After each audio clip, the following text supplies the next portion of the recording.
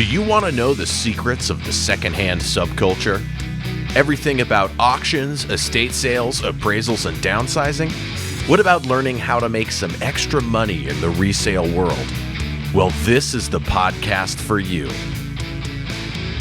Welcome to Why Don't You Want My Stuff? The podcast hosted by professional appraiser, auctioneer, and the host of YouTube's Last Week at the Auction, Josh Levine. Hey everybody, we are back with Why Don't You Want My Stuff? And I'm going to continue on with the series of how you can make more by knowing more. There are so many things in the antique and collectible world that you need to know if you want to make money with a side hustle, if you're downsizing, helping somebody downsize, having an estate sale, yard sale. There's so many things out there that I've seen people throw away. Or just the lack of knowledge. One of the things that used to drive me crazy is when families would come to me and they'd say, you know what, we're not ready for you yet. Can you wait? And I'd say, do me a favor. Don't clean the house out before I get there. I'm telling you, you're going to throw away something that's valuable.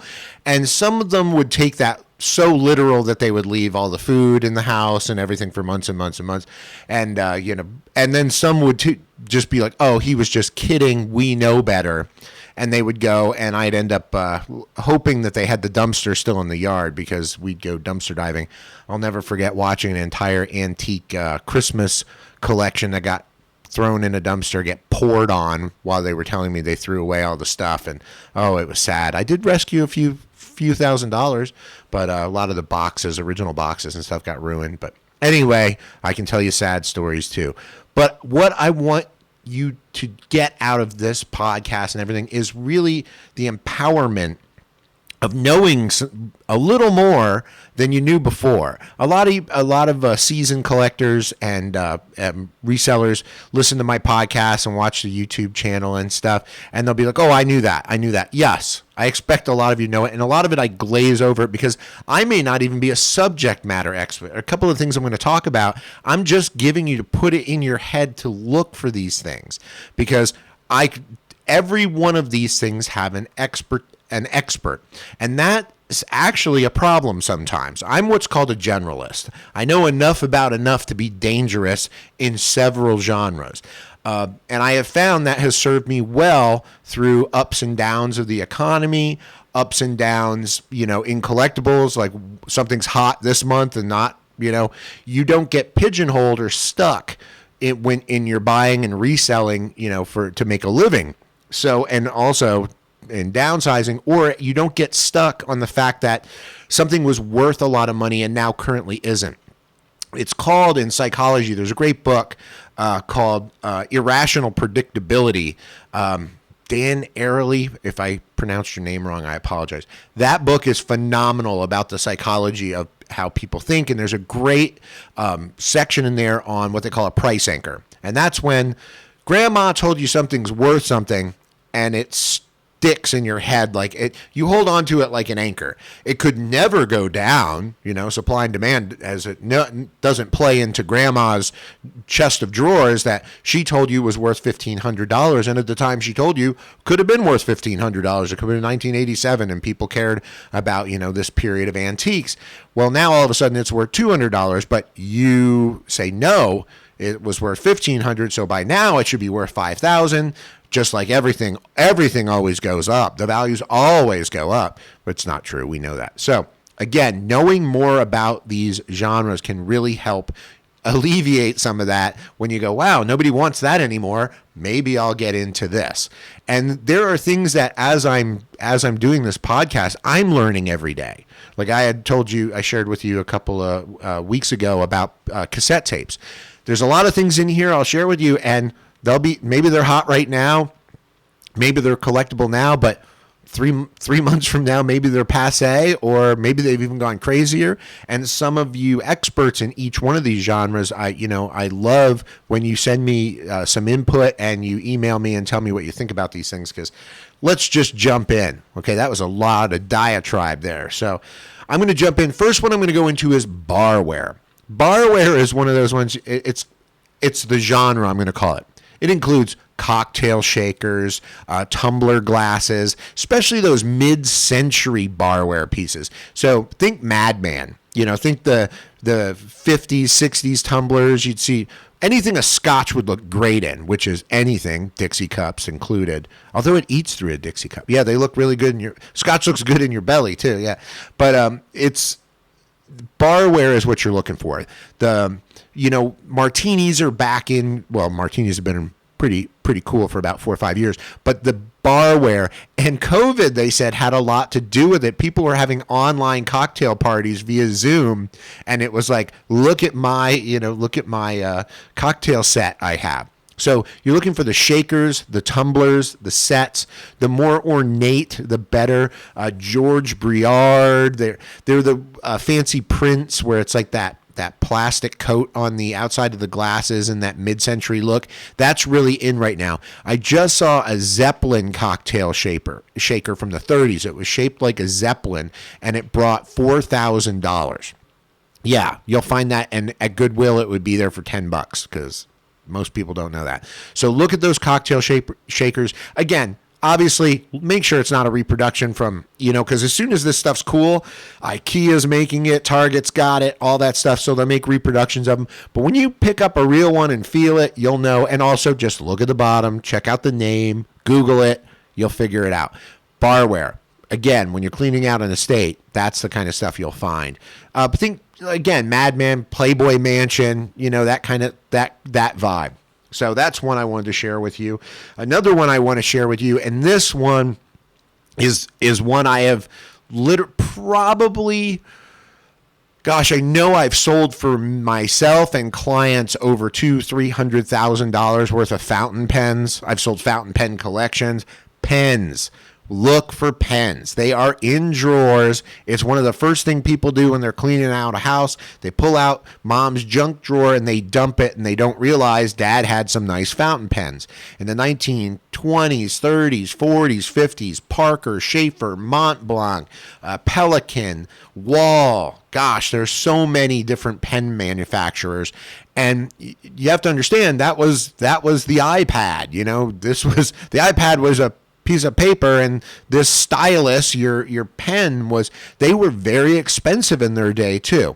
And again, you're looking for fountain pens. There are some dip pens from the 19th century and early 20th century that are valuable. There's also some that are made out of gold and sterling silver, etc. And some of it, that's the intrinsic value there. But Parker and Wall and Mont Blanc and Pelican, they have these pens, they had 14 karat gold nibs and all this. And again, someone will look at it and go, oh, it's an old dried up pen. I can't use it. Well, someone out there on eBay wants $200-$300, give you $200 or $300 for several of these. And if you find a drawer filled with them, yeah, cha-ching. So, and again, they're not all worth a fortune, but $20-$30 a pen. And if you found $20 in grandma's drawer, wouldn't you want that $20? So yeah, it's, that's what it is. Now, don't do this if grandma's still alive.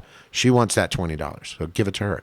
But anyway, I just want you to be on the lookout for pens. That is one that just recently, gosh, when I say recently, I always have to subtract 2 years because of COVID, 2 years for going out of business. 5 years ago.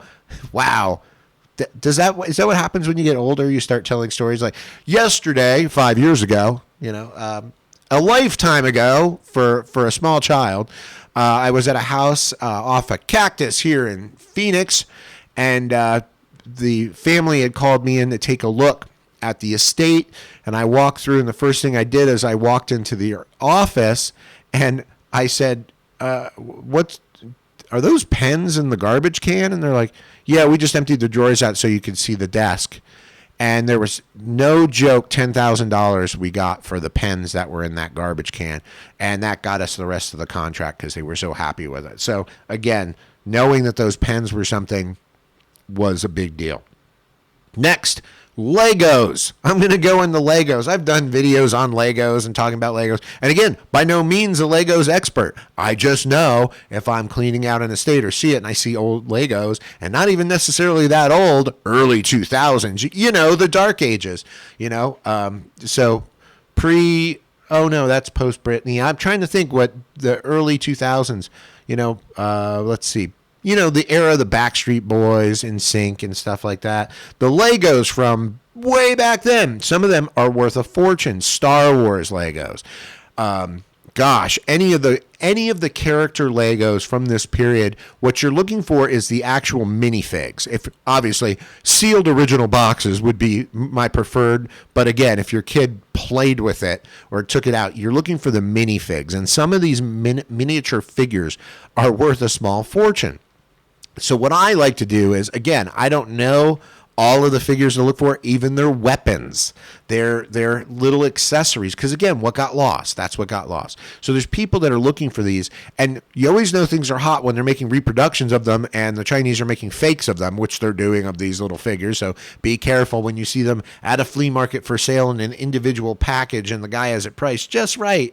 You know that it's probably not a real one. So I'm talking fresh out of that toy box in the estate. You're cleaning out an estate, or you're doing a yard sale, or you're moving and downsizing, and you go, hey, my kid's got a bunch of, 80s, 90s, 2000 Lego sets. Pull out all the minifigs. What I like to do at especially Goodwill, what they tend to do is they'll just bag up a bunch of Legos, and they'll be like $6, $4, $5 a bag. I hold the bag up to the light, look for the minifigs. I go, there's 10, 15 in there. You can't go wrong with that. I'll buy a bunch of the bags. I'll lay it out. I'll go, I got 20 miniature figures. I put them together as best I can, take a shot, put them on eBay. And then after I get $150 and I go, that cost me $20 for the 4 bags I bought. I got $150. That's a good investment. So, and not a lot of work and a lot of fun. And then you take all the extra Legos and all the other stuff and just resell that as a pile by the pound. It's money. It's a money-making business. All right. Legos. Keep an eye out for those.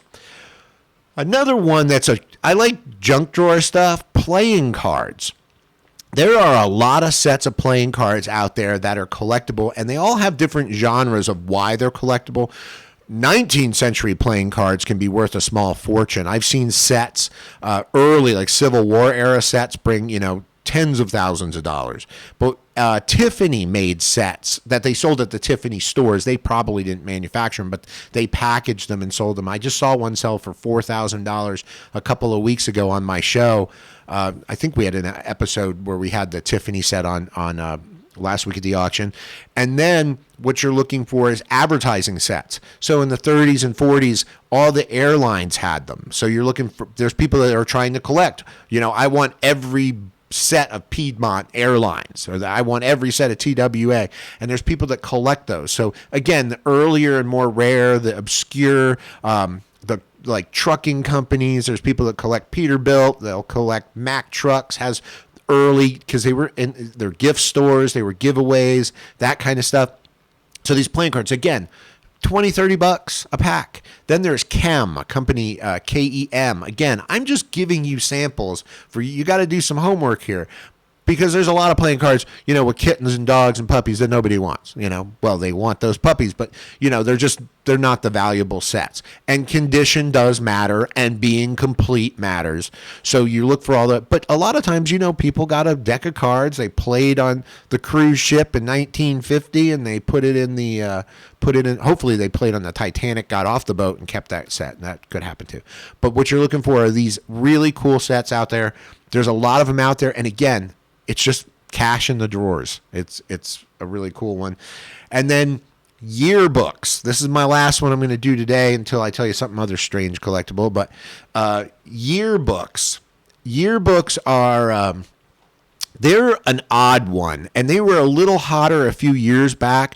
But I always grab a yearbook, and by now you can Google the school and the year and see what you're looking for is celebrities that were in that class, politicians, important, anybody important was in that class. I think just a few months back we had Obama's 4th grade yearbook, and it was like, I don't know, $1,600 or something like that. But that shows you what it is. I once found a stash of yearbooks from West Point, and it had like major known politicians in this one graduating class, and it was like a $500 book. Again, these are at Goodwills, they're at thrift stores. Whenever I see a yearbook, I always pull it out and just flip through it, and maybe just Google like if it's Baltimore, Baltimore a high school in Baltimore, Maryland. You just Google it and the year, and if someone's ever sold one and knows who's in there, and then you might have signatures in there. Someone signed their yearbook, and that just adds to the value. So keep an eye out for that. So I think that's all I got for you for today. I know people can only take my podcast in short stints because I'm annoying and lovable, and yeah. But I got a strange collectible for you today.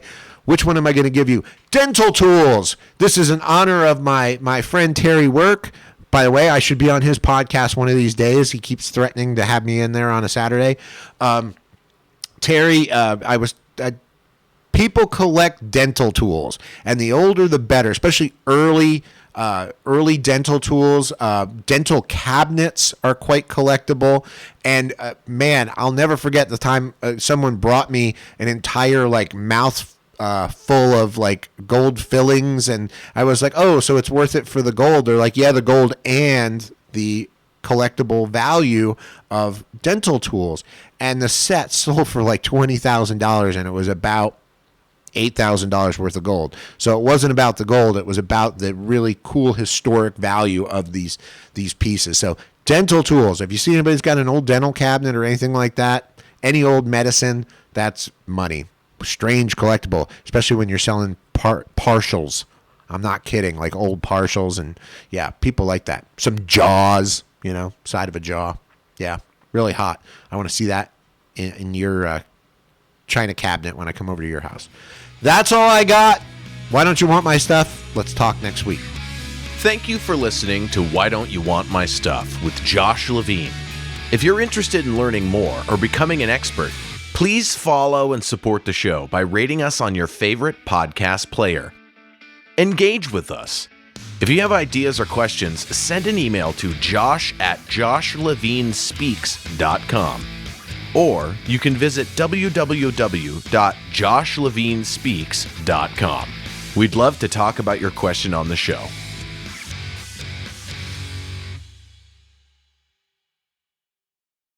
This has been a T-Door production. Music by RKVC.